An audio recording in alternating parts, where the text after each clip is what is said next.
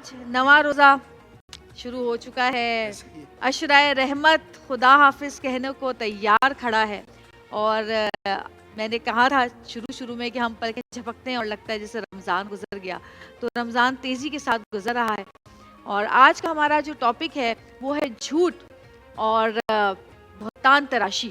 لیکن میں اس میں غیبت کو بھی ایڈ کرنا چاہتی ہوں، کیونکہ بہتان تراشی اور غیبت میں بہت زیادہ فرق نہیں ہے. کہ وہ برائی جو آپ اپنے مسلمان بھائی کے پیٹھ پیچھے کرتے ہیں، جو اس میں موجود ہوتی ہے، وہ غیبت ہوتی ہے. اور وہ غیبت جو کہ اس کے سامنے آپ اس کی وہ برائی پیش کریں اور اس کو برا لگے، اس کو غیبت کہتے ہیں. لیکن اگر آپ اپنے مسلمان بھائی کے پیٹھ پیچھے یا سامنے کوئی ایسی بات اس کے لیے کرتے ہیں جو کہ اس میں ہوتی ہی نہیں ہے وہ برائی، اس کو تہمت یا بہتان تراشی کہتے ہیں. کہ آپ اس پہ تہمت لگا رہے ہیں یا بہتان لگا رہے ہیں. اور جھوٹ، نبی پاک صلی اللہ علیہ وسلم کہتے تھے کہ میری امت جھوٹی نہیں ہو سکتی. سب برائیاں ہوں گی ان میں، جھوٹ نہیں بولتی ہوگی. لیکن آج آپ دیکھ سکتے ہیں، اگر آپ سوشل میڈیا اٹھا کے کھول لیں، اتنی بڑی بڑی جھوٹی خبریں لگائی ہوئی ہوتی ہیں لوگوں نے، صرف اور صرف چند پیسوں کی خاطر، چند ویوز کی خاطر. اتنے بڑے بڑی جھوٹ کہ میں آپ کو بتایا 4 دفعہ تو مجھے مار چکے ہیں. اور بہت ادھر ادھر سے کالز آتی ہیں کہ ہم نے سنا یہ ہو گیا، ہم نے سنا وہ ہو گیا. تو اس طرح کی ایسی عجیب و غریب خبریں لگانا صرف ویوز حاصل کرنے کے لیے، صرف پیسہ حاصل کرنے کے لیے، آپ کو پتہ ہے آپ کتنا بڑا گناہ کر رہے ہیں. یہ جو کامنٹس کرتے ہیں نیچے، یہ جو برا بھلا لکھتے ہیں لوگوں کو، میں اپنی بات کروں گی، دوسروں کو تو چھوڑ ہی دیں آپ، چلے میں اپنی بات کرتی ہوں. ہر بندے کے لیے، جس بندے کو اللہ نے عزت دی ہے اس بندے کو نیچا دکھانے کی کوشش کرتے ہیں. اور یہ سب سے بڑی شیطان کی پہلی صفت تھی کہ اللہ پاک نے حضرت آدم علیہ السلام کو جو شرف بخشا، شیطان نے اس کو ایکسیپٹ ہی نہیں کیا.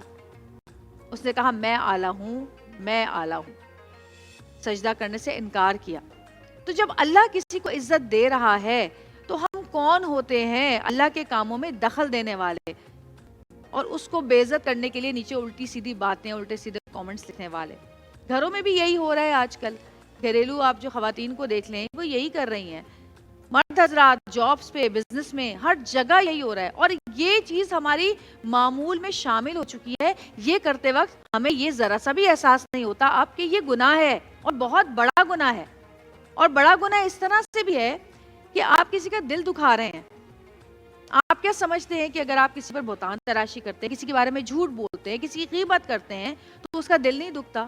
بہت دل دکھتا ہے، بہت دل دکھتا ہے.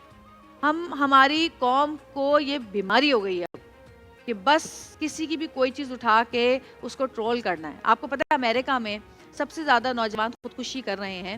وہ انٹرنیٹ پر جب ان کو بلی کیا جاتا ہے اس کی وجہ سے خودکشی ہو رہی ہے. ریٹ جو ہے وہ بڑھ گیا ہے صرف اس وجہ سے. اسکول میں بچے یہ کر رہے ہیں کیونکہ جو گھر میں دیکھیں گے وہی بچے اسکول میں بھی کریں گے. اسکولز میں یہ سب کچھ ہو رہا ہے، لوگوں کی جانیں چلی جاتی ہیں، ساری زندگی کا کانفیڈنس ختم ہو جاتا ہے انسان کا.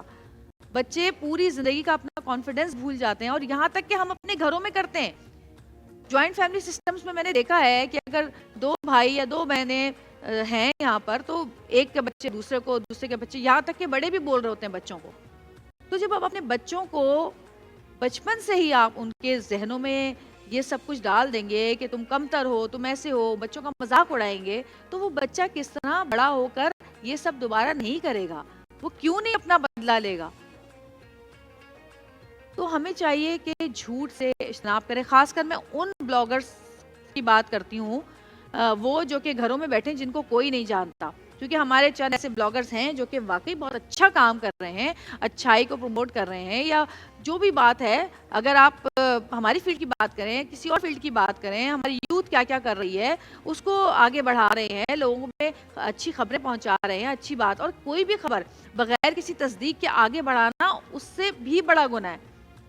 اور ہم لوگ یہاں تک کہ دینی باتیں جو ہوتی ہیں، نعوذ باللہ میں کیا بولوں، کہ اقوال جو ہوتے ہیں، نبی حضرت محمد مصطفیٰ صلی اللہ علیہ وسلم کی حدیثیں آپ لے لیں، آپ حضرت علی کرم اللہ وجہ کے اقوال اٹھا لیں، وہ بھی اپنی طرف سے بنائے گئے ہیں. ان کی کوئی حیثیت نہیں ہے، کسی کتاب میں نہیں ہے، وہ خود بنا دیے گئے ہیں. حدیث مبارکہ کا مفہوم ہے جی میرے آقا صلی اللہ علیہ وسلم نے جی ارشاد فرمایا جی کہ جی جس نے میرا نام لے کے جھوٹ باندھا، ہوں یعنی میرا نام لے کے جی جھوٹ بولا، جی اس کا ٹھکانہ جہنم ہے۔ یہی تو کسی کو احساس نہیں ہے۔ اور آپ اس سے بڑھ کے جو آپ کا آج موضوع ہے، میرے آقا صلی اللہ علیہ وسلم نے ارشاد فرمایا، یہ بھی مفہوم حدیث ہے کہ اگر کسی نے اپنے مسلمان بھائی کو اس جگہ پہ ذلیل کیا، اس جگہ پہ عزت کیا جہاں اس کی عزت بنی تھی، تو اللہ اسے اسی جگہ پہ ذلیل کرے گا، خوار کرے گا، بے بے شک۔ عزت کرے گا جہاں اس کی عزت بنی تھی۔ اور یہ بھی کہ جو لوگ عیب جوئی میں لگتے ہیں لوگوں کی، کہ ان کے عیب تلاش کریں، تو جب وہ انسانوں کی عیب جوئی میں لگتے ہیں تو اللہ پاک ان کی عیب جوئی میں لگ جاتا ہے اور انہیں ان کے گھر میں رسوا کرتا ہے، گھر والوں کے سامنے۔ تو کوشش کریں کہ یہ سب نہ کریں، اور اسی بات کو میں لے کے آگے چلوں گی کہ ہمارے ایک بڑے پیارے بھائی ہیں جو بڑے لوگوں کے لیے کام کر رہے ہیں، پاکستان کے لیے، کراچی والوں کے لیے خاص کر۔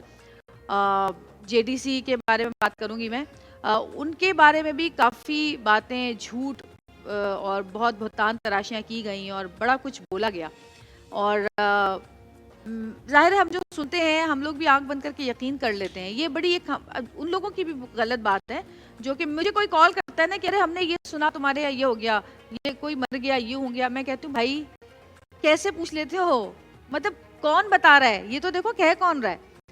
تو جی بڑی بہتان تراشیاں، بڑی جھوٹ پھیلائے گئے، تو آج وہ ہمارے ساتھ ہوں گے ہمارے پروگرام میں، اور آج ہم ان سے پوچھیں گے کہ ان جھوٹ اور بہتان تراشیوں کا ان کو کتنا نقصان ہوا۔ ایک چھوٹی سی بریک لیں گے، بریک سے واپس آئیں گے، ہمارے ساتھ ہوں گے ظفر بھائی، ہمارے ساتھ رہے گا اور دیکھتے رہیے گا پیارا رمضان۔